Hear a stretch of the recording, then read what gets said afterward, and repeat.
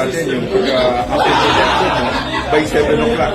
Yun talaga yung magsisimula yung bilangan. Yun ang kailangan namin na mas marami mga tao. Talagang yun ang tutok ng pulis natin. Talagang mas isisiguro natin yung counting machine. Alam mo na, pagkagayon, walang mga tao natin. Yung mga supporters ay kakaproblema kami.